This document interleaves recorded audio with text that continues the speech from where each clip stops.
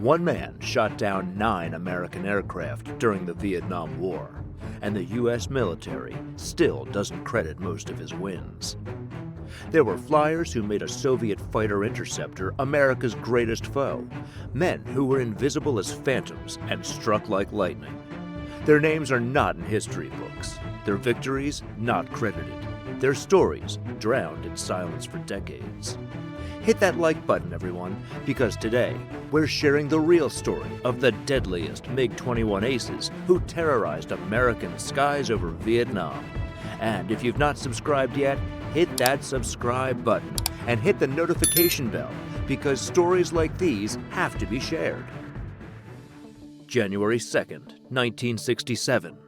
16 American fighter planes hovered in flawless formation over North Vietnam.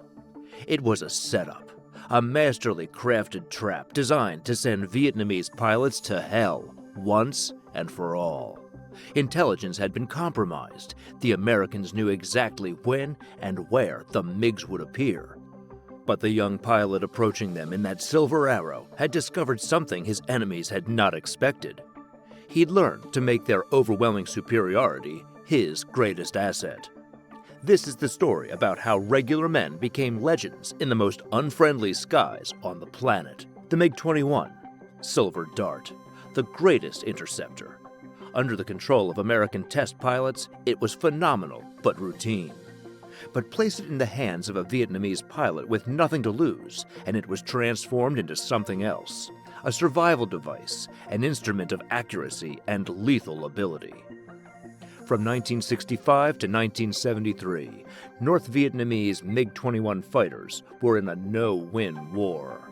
They were fighting the world's most sophisticated air force, outnumbered by 10 to 1, with limited fuel, aging equipment, and targets marked on their backsides from the moment they left the ground.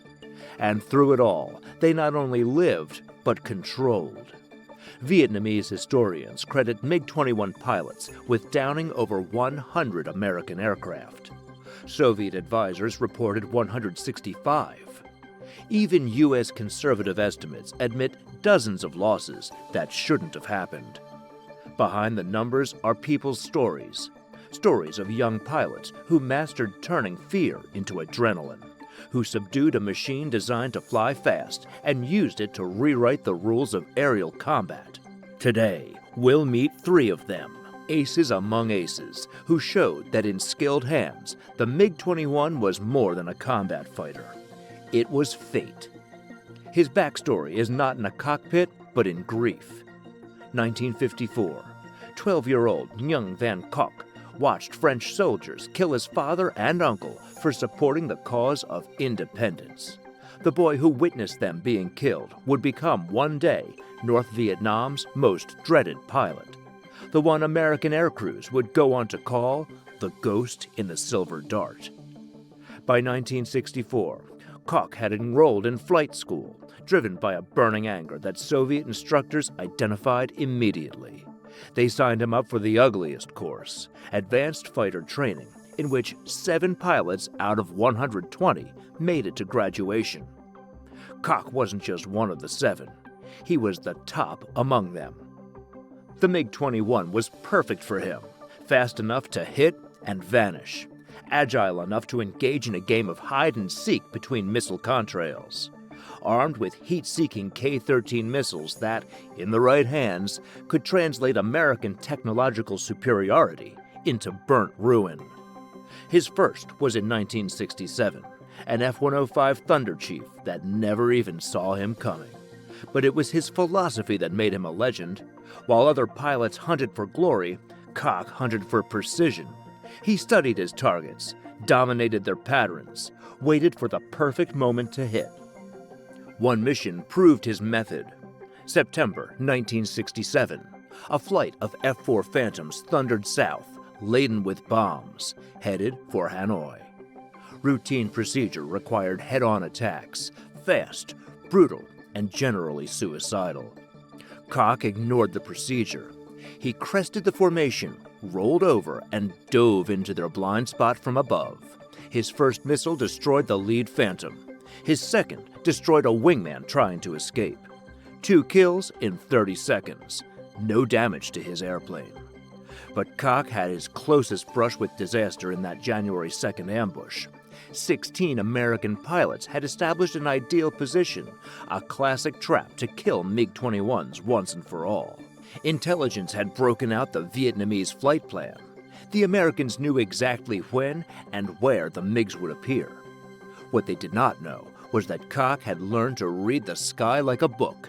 The moment he sighted the waiting phantoms, he broke formation, flying directly up at maximum climb rate. Missiles slammed around him. His wingman was set aflame. Another MiG cartwheeled into the jungle. But Koch kept climbing, pulling G-forces that would knock anyone else out, until he was past the trap and behind it. Then he became a hunter. His missile struck the nearest F-4 in the mouth of its engine. The Phantom blew up so completely that debris was never found. The surviving Americans were compelled to disperse and head south. Their perfect ambush turned into another Vietnamese victory. 9 credited victories in the last days of the war, all won with accuracy. American records dispute some of those, but the pilots who flew alongside him remember more than numbers. They remember a man who did not flinch, hurry, or waste around. In the air over Vietnam, where one miscalculation was death, Koch never erred. After 1968, once Rolling Thunder ended, he was taken off combat duty. Too valuable to lose, they said, he instructed the younger generation of MiG-21 pilots, instead of passing on lessons penned in enemy blood and missile smoke. Whereas Koch was a Phantom expert, Pham Thanh Yang downed anything that took to the air. His kill total is a roll call of American air assets: F-4 Phantoms, F-105 Thunder Chiefs, RF-101 Voodoos, F-102 Delta Daggers, even Ryan Firebee Spysats. 8 confirmed kills in the entire gamut of air warfare. Nguyen also flew with the same 921st Fighter Regiment as Koch, but his approach was radically different. Where Koch was calculated, Nguyen was instinctive. Where Koch held back until opportunities were optimal, Nguyen created opportunities through sheer ferocity and hair-trigger judgment. His most memorable assignment was later in 1967, when U.S. troops made a high-tech reconnaissance flight over North Vietnam. The strategy seemed flawless. A low-flying RF-101 Voodoo would swoop in, taking photos of supply routes while 2 F-4 Phantoms provided cover overhead. Routine procedure, except that Nguyen had been waiting in ambush. The recon aircraft came in first, hugging the treetops at nearly 600 miles per hour. Anyone else would have flown directly over it. Nguyen inverted and drove vertically, matching the speed and altitude of the Voodoo in a maneuver that should have torn his aircraft to pieces. He fired one missile point blank. The RF-101 exploded in a fireball that lit up the jungle for miles. But that wasn't the end of it. The 2 Phantom escorts had overheard the explosion and were descending to take a look. Nguyen was alone, low on fuel, with 2 of America's newest and finest fighters closing in on him. This is where Nguyen's instincts saved his life. Instead of flight, the instinctive response, he came back straight into the attack. The lead Phantom, expecting him to flee, had rolled into a diving run that left it exposed. Nguyen's second missile struck it in the belly. The F-4 exploded like a flower of metal, scattering wreckage all over the countryside. The other Phantom pilot, traumatized by witnessing his wingman be slain, broke the mission. Inside a span of less than 5 minutes, Nguyen had destroyed a surveillance plane and its cover aircraft, turning an ordinary American mission into a fiasco. It was his adaptability that made Nguyen truly lethal. He understood that the MiG-21's most powerful tool wasn't its missiles or its acceleration. It was unpredictability. American pilots were trained to take on familiar intercepts, textbook attacks, anticipated maneuvers. Nguyen gave them chaos. As F-105 Wild Weasels, modified aircraft specifically tasked with hunting surface-to-air missile locations, began to stalk the air over North Vietnam, Nguyen again altered his tactics. They were foul birds, equipped with anti-radiation missiles that could destroy radar facilities from dozens of miles away. But they were vulnerable too, as they approached their target focused on ground targets, not airborne ones. Yan was an expert in hunting wild weasels. He would wait for them to commit to an attack run, and then strike from behind their blind spot when they were busy. His strategy became so effective that American wild weasel pilots began calling MiG-21s Silver Death, a name that followed them during the rest of the war. But Yan's service extended far beyond the cockpit. While so many of the youthful aces did not survive the war, he did, and stayed in Vietnam's military and political leadership. His post-war career showed that the skills that served him so well in combat in the air, rapid response, agility, stress leadership, translated beautifully to peacetime challenges. His 8 verified victories are more than personal exploits. They illustrate the MiG-21's versatility and the range of threats it could counter. Whether they flew high-speed reconnaissance planes or heavily laden fighter bombs, electronic warfare birds, or unmanned drones, Yan showed that an able pilot in a MiG-21 could engage and destroy any target the Americans presented in the air. Some pilots fly by nature, some fly by training. Nguyen Nhut Chow flew by faith, blind, unshakable faith in his machine. To him, the MiG-21 was not just an airplane. It was the highest expression of air warfare, a silver arrow constructed only to annihilate American fighters. The MiG-21 made me feel confident, he once stated. When I was seated in that cockpit, I knew I was flying the world's finest interceptor aircraft. Speed, maneuverability, firepower, everything I required to emerge victorious. Chow had started his career with the MiG-17, a hard but outdated fighter that could keep pace in close-range combat, but fell behind the new American machines. The MiG-21 upgrade in 1966 transformed him into a killer from a talented pilot. The new aircraft was just his pace, fast enough to dictate terms of combat, quick enough to survive in-and-out fighting, and armed with missiles that could reach out and touch targets at ranges the Americans never dreamed of. His initial MiG-21 kill established the model for all that followed. July 1966, a bombing-laden F-105 Thunder Chief on a strike mission into North Vietnam. The Thunder Chief pilot never stood a chance to see the MiG-21 rising from below. Chow's K-13 missile struck the F-105 in the engine compartment, turning 12 tons of aircraft and bombs into crashing wreckage. But his move against the F-8 Crusaders was what really proved his mettle. The Crusader was a formidable opponent, swift, agile, missile and cannon equipped, manned by some of the most experienced U.S. Navy pilots. Any MiG-21 pilot avoided Crusaders whenever possible. Chow tracked them down. The key to success lies in patience mixed with perfect timing. Crusader pilots were aggressive, instructed to press home attacks regardless. Chow would welcome them in, sending them into the typical tail chases where the MiG-21's acceleration and climb could be turned to turn the tables. At the critical time when the pilot of the Crusader thought he had his quarry in his sights, Chow would nose vertical, climbing straight up until above and behind his pursuer. The following missile shot was almost always fatal. His philosophy extended from personal strategies to strategic thinking. Chow understood that the MiG-21's greatest advantage wasn't technological, it was psychological. American pilots were trained to expect certain types of threats. The MiG-17 was frightening in close quarters combat, but lacking in range. The MiG-19 was fast, but lacked sophisticated firepower.